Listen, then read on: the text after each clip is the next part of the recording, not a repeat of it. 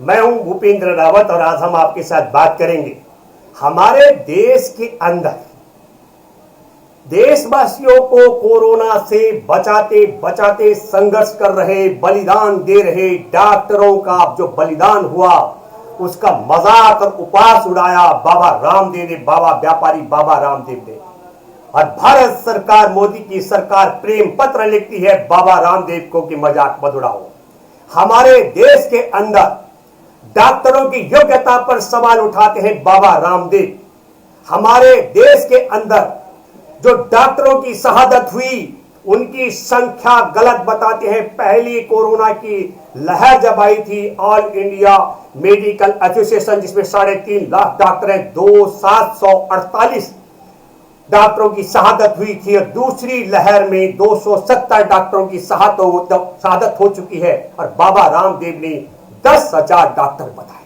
बाबा रामदेव ने देश में अंग्रेजी दवा के औचित्य पर सवाल उठाया। बाबा रामदेव ने कहा कि 2 डोज कोरोना वैक्सीन के लेने के बाद 10,000 लोगों की, डॉक्टरों की जान चली गई, वो देशवासियों का कैसे बचाएंगे। देश में लग रही कोरोना वैक्सीन के औचित्य पर सवाल उठाया। कोरोना वैक्सीन लगने के बाद प्रधानमंत्री नरेंद्र मोदी का फोटो लगा हुआ जो सर्टिफिकेट है उसको खारिज कर डाला। हमारे देश और दुनिया में वैज्ञानिक शोध पर सवाल खड़ा कर डाला, डॉक्टरों की योग्यता पर सवाल खड़ा कर डाला। जो हॉस्पिटलों में उपचार करा रहे हॉस्पिटलों के औचित्य को खारिज कर डाला और अपने को देश का, दुनिया का सबसे बड़ा बिना डिग्री का डॉक्टर बता डाला। तो भारत की सरकार, भारतीय जनता पार्टी आरएसएस की सरकार प्रेम पत्र लिखती है। और दूसरी तरफ इसी भारत में मणिपुर में पत्रकार किशोर चंद्र और सामाजिक कार्यकर्ता एरेंड्रो फेसबुक पर एक पोस्ट लिखते हैं कि गाय का गोबर और गाय के गौमूत्र से कोरोना का उपचार नहीं हो सकता।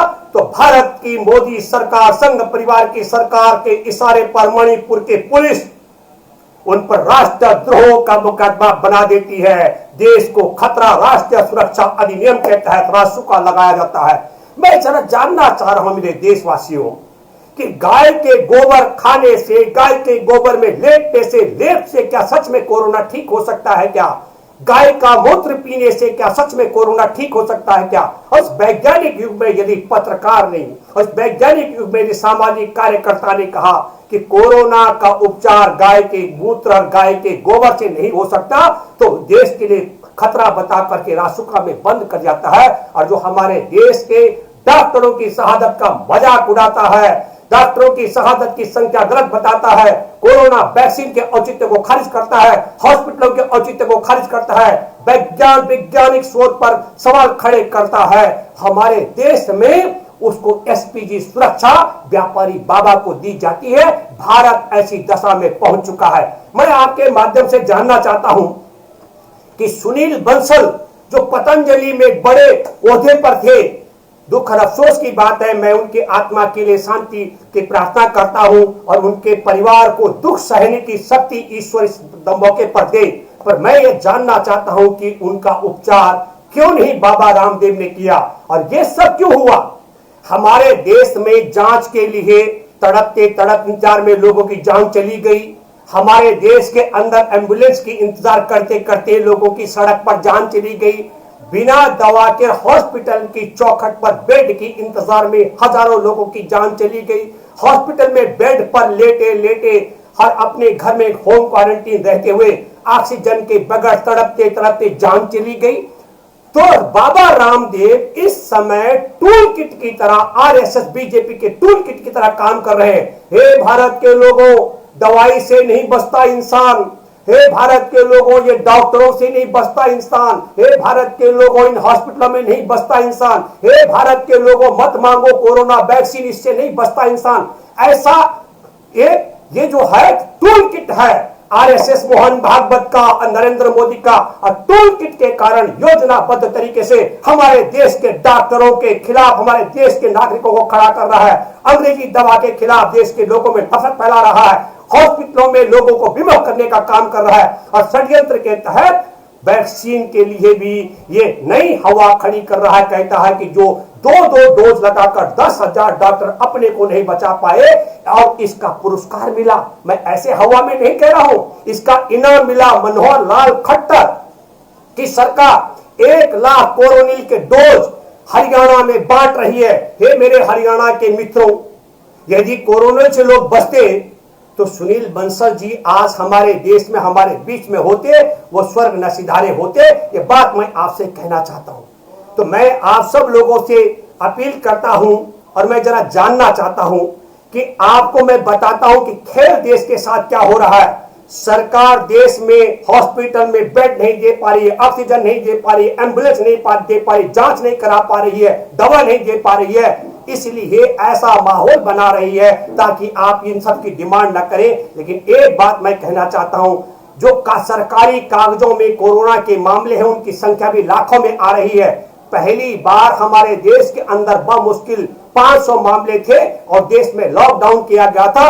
14 करोड़ लोगों को पैदल चलना पड़ा था, 2.5 करोड़ लोगों की रोजगार चला गया, 23 करोड़ लोगों की आमदनी बहुत कम रह गई है। सरकार ने कहा कि पहले लॉकडाउन में मात्र 16 लाख करोड़ का नुकसान हुआ। सरकार हमारे देश में कोरोना संक्रमण लोगों की संख्या झूठ बोलती है, बगैर ऑक्सीजन के मरे हुए लोगों की संख्या, बगैर दवा उपचार के मरने वालों की संख्या भी झूठ बोलती है और हमारे देश में कितना आर्थिक नुकसान उसके विषय में झूठ बोलती है। जवाहरलाल नेहरू विश्वविद्यालय के पूर्व प्रोफेसर अर्थशास्त्री प्रोफेसर अरुण कुमार जी की रिपोर्ट है कि 60 लाख करोड़ का नुकसान पहले लॉकडाउन में हुआ, पहली लहर के बीच में हुआ। पहली लहर जब आई और दूसरी लहर के बीच में अप्रैल, मई और जून में भारत की सरकार कह रही कि 20 से 22% हमारी आर्थिक वृद्धि दर बढ़ जाएगी, लेकिन प्रोफेसर अरुण कुमार जी का आंकड़ा है, वो कहते हैं कि 5% से ज्यादा नहीं बढ़ सकती है। भारत में इस 3 महीने में 8.5 लाख करोड़ का नुकसान होने वाला है। तो मेरे दोस्तों, मैं ये बात इसलिए कहना चाह रहा हूं आपके साथ, हमारे देश के अंदर गाय का गोबर और गाय के मूत्र से कोरोना ठीक नहीं हो सकता, ऐसे बोलने पर हमारे देश के अंदर राष्ट्रीय सुरक्षा कानून के तहत पत्रकार और सामाजिक कार्यकर्ता को जेल में डाला जाता है।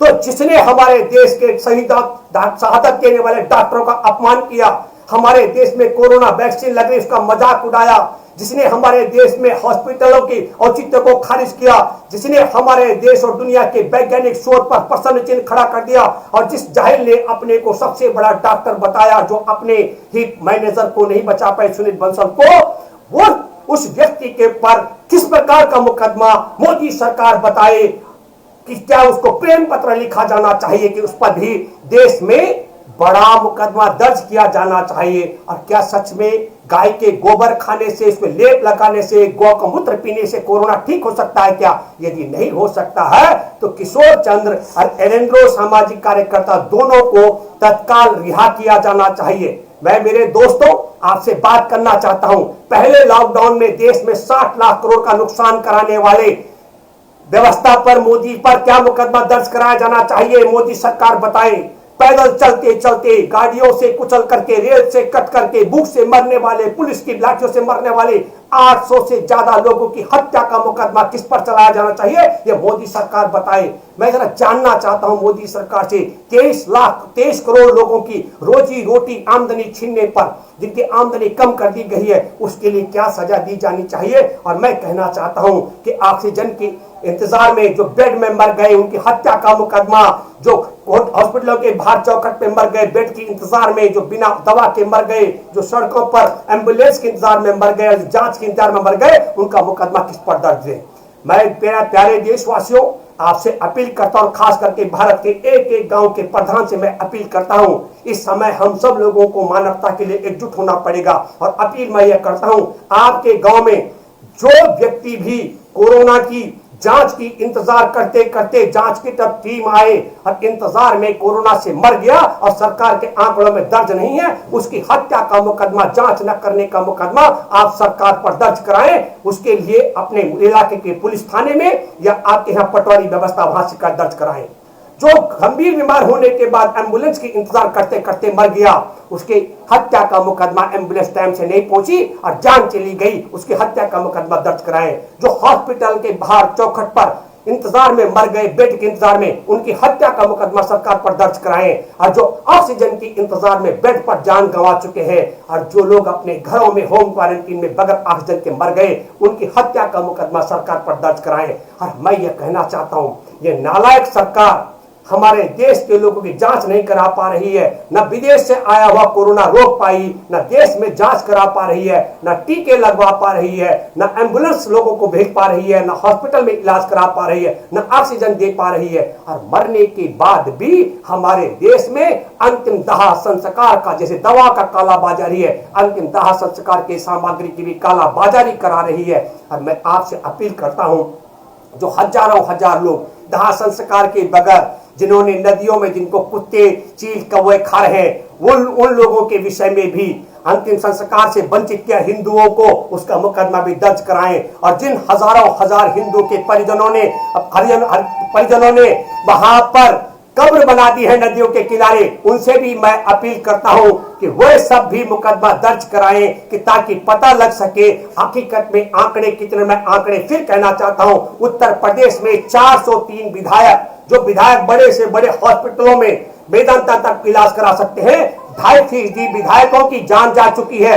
2.5% विधायक मर सकते हैं, तो आम जनता की कितनी शहादत हुई होगी, ये बात भी आपको सोचनी और समझनी पड़ेगी। सरकार देश के अंदर बगैर ऑक्सीजन के मरने वालों का, मैं आपसे कहना चाहता हूं, जब पिछली बार था तब तबलीगी जमात के मामले, बाकी मामले अलग अलग दर्ज थे। मैं अपील करता हूं आप सब लोगों से भी, और भारत सरकार, राज्य सरकार भी अलग अलग रिपोर्ट बनाए। वो कितने लोग हैं जो जांच की इंतजार में कोरोना से मर गए, वो कितने लोग हैं जो सड़क पर एम्बुलेंस की इंतजार में दम तोड़ गए, वो कितने लोग हैं, वो कौन कौन लोग हैं जो हॉस्पिटलों में चौखट पर बगैर बेड के इंतजार में मर गए, और वो कितने कौन कौन से लोग हैं जो अपने घरों के बिस्तर से लेकर के हॉस्पिटल में ऑक्सीजन के इंतजार में मर गए। ये रिपोर्ट भी जारी होनी चाहिए एक एक चीज की। और फिर मैं आप सब लोगों से कहना अपील करता हूं, आपको अपनी हिफाजत करनी पड़ेगी। और हिफाजत करने के लिए हमारे देश में पीएम केयर का गठन किया गया था, और पीएम केयर के माध्यम से